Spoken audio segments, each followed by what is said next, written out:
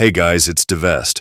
Today I wanted to talk about one of the most misunderstood concepts in firearms design, the long rifle. Let's get into it. No, I am not talking about the Pennsylvania long rifle here. Now, long rifle is a completely relative term based on the technology we are discussing. For instance, a pattern 53 Enfield rifled musket would be a long rifle because it has a 99 centimeter length barrel, compared to a pattern 61 Enfield musketoon, which has a 61 centimeter barrel. While another long rifle is the M16, which has a 51 centimeter long barrel relative to the 37 centimeter long barrel of the M4 carbine.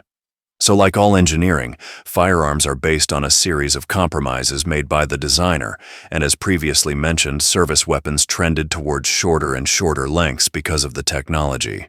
This was because each new piece of technology allowed for greater effective range to be achieved with a shorter barrel, and this really reached its zenith at the start of the 20th century as modern rifle cartridges came into being.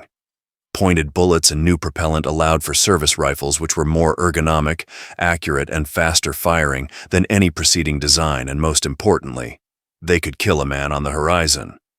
The thing is that for the next 50 years after the pointed bullet was invented, there were still modern service rifles being produced that had barrels up to 30 centimeters longer than what was necessary to make a rifle that was practically just as capable at combat ranges. The ballistic advantages of a longer barrel were negligible.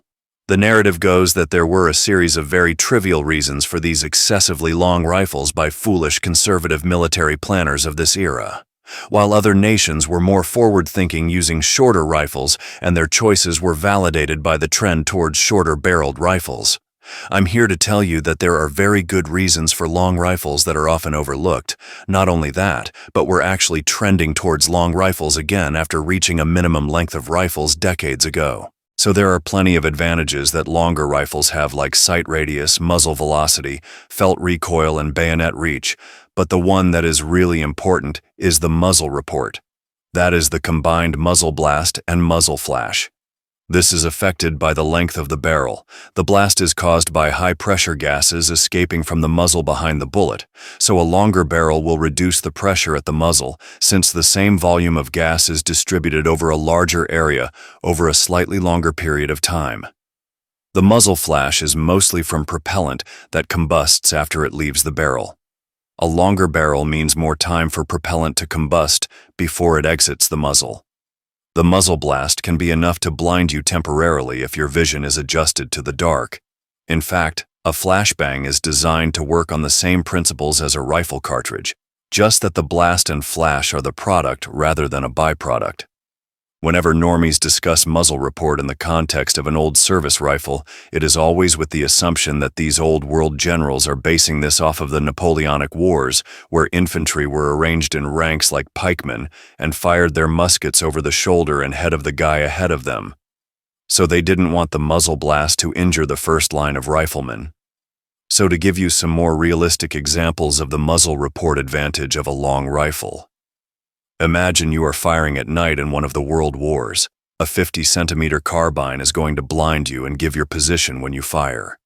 And while a 60-centimeter barrel, like on the short rifles of the First World War, might have an acceptable amount of muzzle report during night fighting, it still won't be ideal. This is why everyone in the First World War except for the Americans and Brits used long rifles as standard. They were worried about night firing. In fact, what you know as the German Kar 98 started life as the Gewehr 1906. The original Kar 98 had a 50-centimeter barrel like other carbines of the era. The Germans tested the universal short rifle and ended up increasing the length of their carbines another 10 centimeters because of the superior muzzle report, while retaining a long rifle for the infantry for its superior muzzle report over that. And I will let you in on a secret here. The Brits and Americans didn't standardize a single rifle length because they thought the shorter length was better for riflemen. They standardized short rifles to save money. Shaving 10 centimeters off the end of your rifle saves on a lot of labor and resources over millions of rifles. Nor were their short rifles necessarily better in close quarters fighting. There, Brits and Americans both standardized on sword bayonets, the pattern 1907 and 1913 in Britain, and the model 1905 and 1917 in the United States, ranging from 40 to 43 centimeters past the muzzle.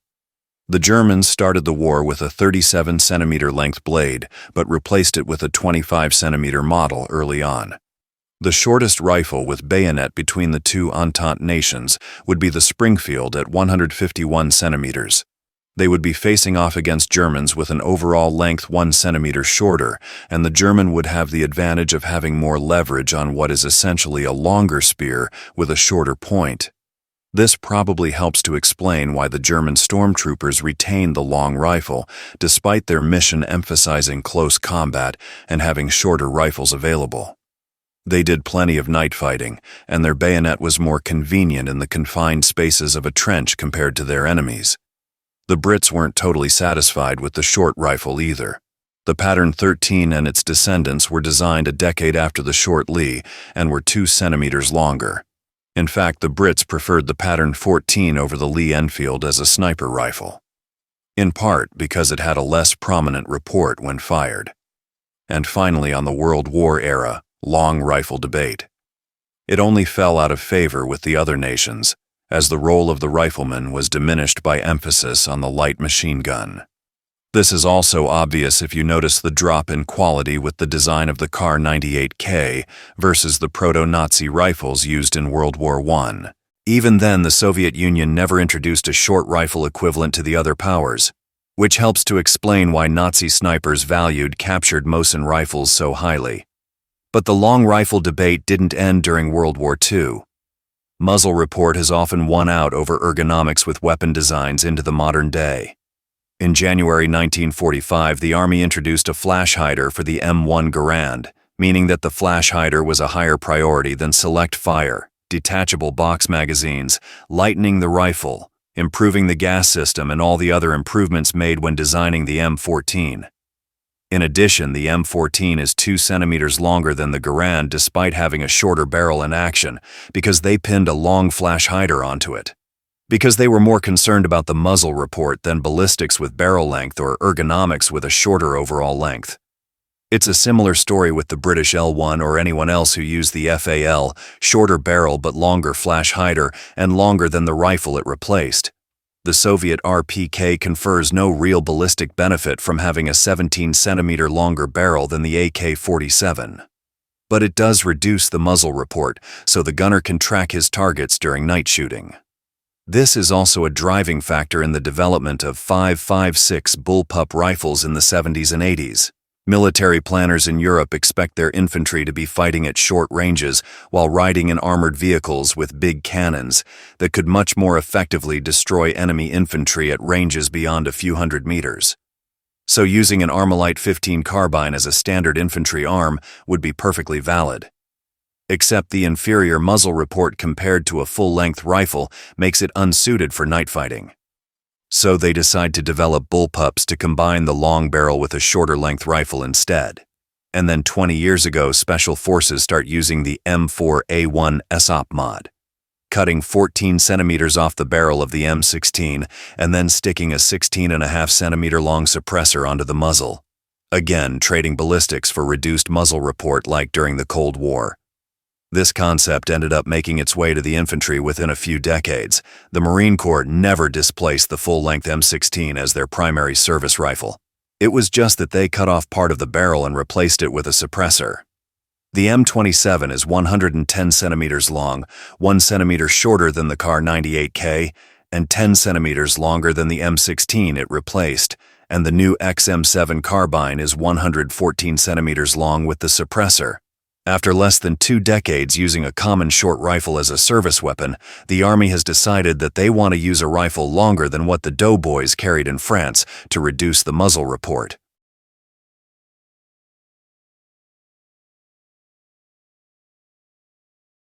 Thanks for listening. Let me know in the comments if you learned anything or if you want to argue with me so I can clown on you.